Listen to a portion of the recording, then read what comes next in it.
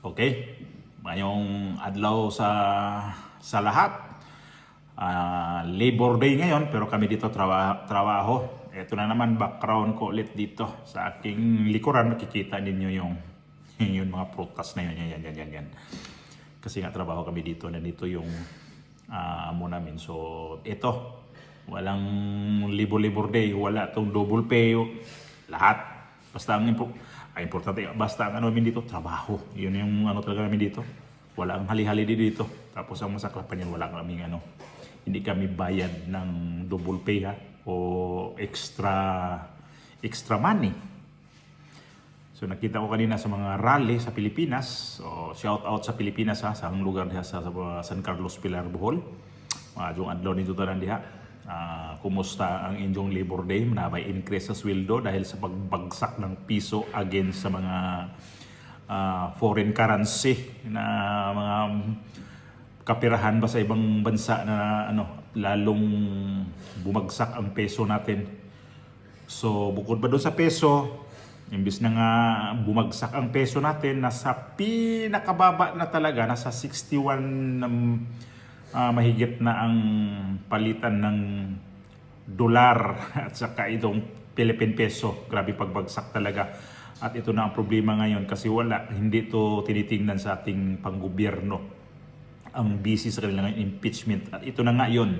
Pag-usapan itong impeachment ni VP Sara na sabi ko, napasok sa isip ko, kung ano nangyari sa Iglesia ni Cristo na dati, last year, itong taon lang to, di ba? January yata yun sila nagrarally. Bakit di sila naglabas ng pahayag nila ulit ito sa impeachment ni VP Sara?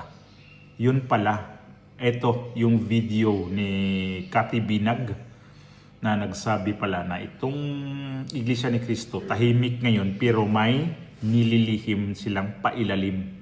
Yun ang kasabihan ko dito. Alam niyo kung bakit? Ito yung video ni Cathy Binag. Eto na nga bang sinasabi ko Eto na yun 'Diba? Yung mga hindi nakikinig. Eto na. Meron kasi akong A1 na information na may nagsabi sa akin. Okay? Na dahil sa kagustuhan ng INC na ang iprioridad natin or ng mga leaders natin is kapakanan ng bayan at mga taong naghihirap, 'di ba? Against sila sa impeachment. Whether si VP Sara or si BBM ang i-impeach, ayaw nilang ma-impeach pareho. Kasi ang gusto nilang ma-focus is yung nangyayari sa ating bansa na pagbagsak ng ekonomiya, ang pagtaas ng mga bilihin, ng krudo, ng langis, ng gasolina at diesel. Tapos ang ating mga leader walang ginagawa kundi sobrang hyper-focus more dyan sa impeachment. Ang balita ko, dyan sa HOR at sa Senate, kung sino man ang bobotong yes for impeachment ay magiging blacklisted na sa INC. Ayan tingnan nyo na lang, tingnan natin. May nagsabi lang sa akin na yan daw ang mangyayari. Blacklisted. Kung yung nakaraan, di ba parang napansin nyo, kahit yung may mga bumotong iba, pinatawad pa rin, parang pinagbigyan ng eleksyon. This time, sa inyo dyan, sa House of Representatives at saka sa Senate, tingnan nyo na lang. Kasi ang balita ko, kahit sa pang-apat na salin lahi ninyo, yung apo ng apo nyo, yung anak ninyo, ay hindi na susuportahan o hindi man lang makakatungtong na sa kanilang lugar. Dahil sila ay nakikiusap pero ayaw nyong pakinggan dahil nakita nila na ang prioridad ninyo ay mamulitika kesa ang iprioridad ninyo ay ang para sa bayan. So, nasa sa inyo na yan. Tingnan nyo na lang. Tingnan na lang natin kung ano mangyari. Nasa sa inyo kung you will risk it. Diba? Nasa inyo na yan.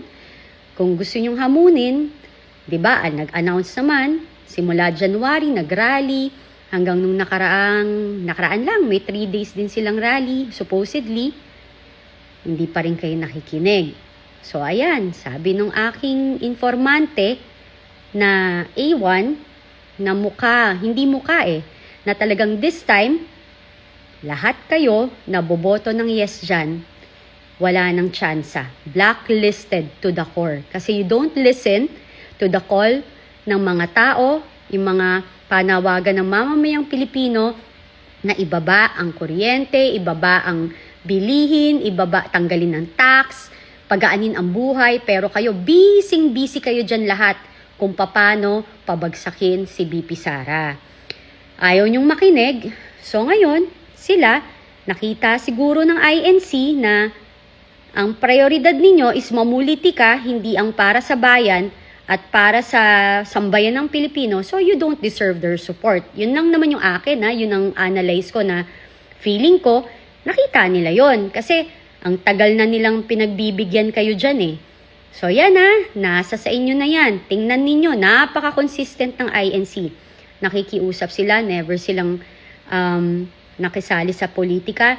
Kayong mga politician ang lumalapit sa kanila. So ngayon, kayo dyan, hindi nakikinig.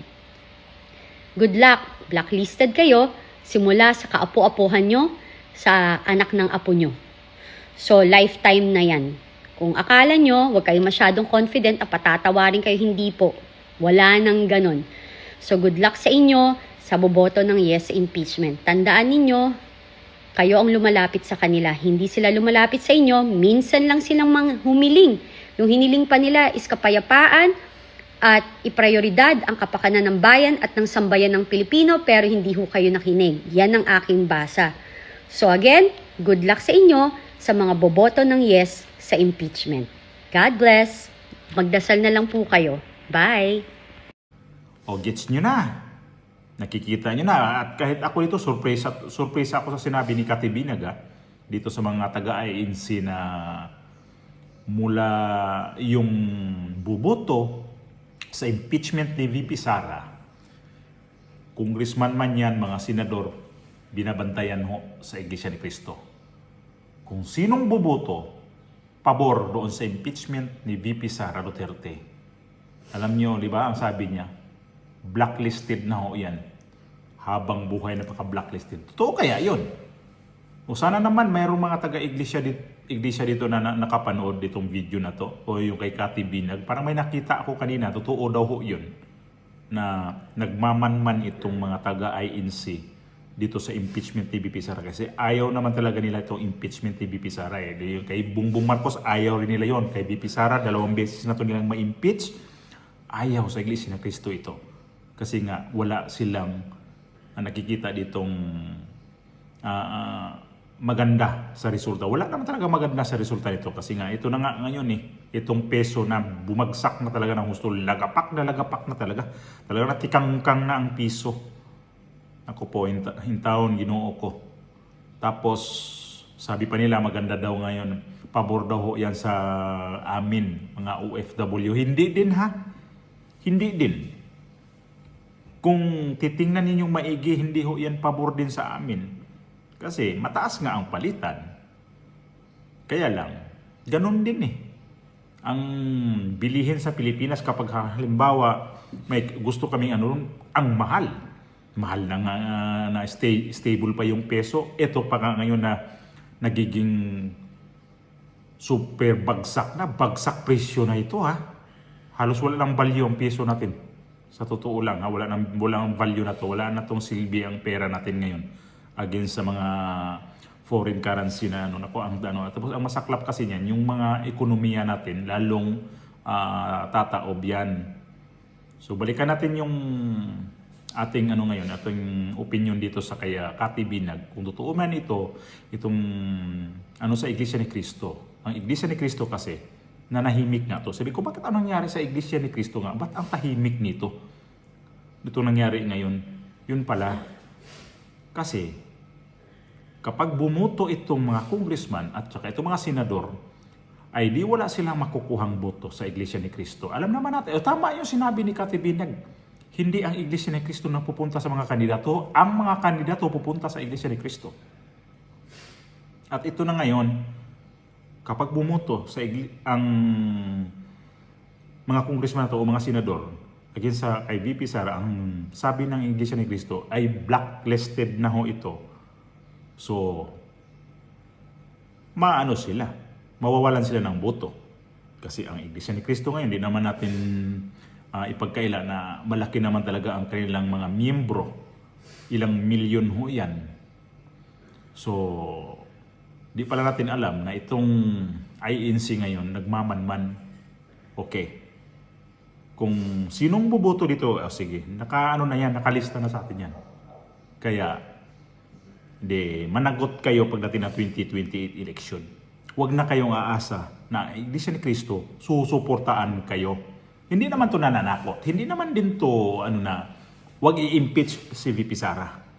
Sa dami kasing problema ngayon, dapat kasi yun ang dapat unahin. Itong pagdating sa Senado nga, magkano ang budget? 27 million. Tapos ang kanilang isusuot ba? Yung kulay maroon ba yan? Yung kulay yan. Alam niyo kung magkano ang presyo? 70,000 ang isa. I-times ninyo sa ilang senador ang magsuot yan. 24 senators. I-times ninyo ang 70,000 kada isa. Magkano ang ginastos ng taong bayan dahil dyan sa impeachment ni VP Sara? Plus 27 million na yun ang gagamitin nila. So hindi sila nahiya. Ano pala niyan? Kung tutuusin, kung i-impeach nila si VP Sara, tayo mismo, mga mamayang Pilipino, ang nagpapa-impeach, hindi sila, mga senador, hindi sila mga congressman. Pera kasi natin ang binabayad niyan. Hindi ho pera nilang sarili ng mga senador, mga congressman. Dapat kasi, kung ganyan mag-impeachment lang kayo ng official, pera ninyo ang gagamitin ninyo. Tingnan natin kung yung impeachment ay kukuusan. Ngayon pala, kapag ka na may impeachment, ang laki-laking pera ang pinag-uusapan. Million. Tapos yung ninyo, politika ho yan. Natatakot lang kayo talaga na si Sara Duterte ang mananalo sa 2028. Mayroon kayong kinatatakutan.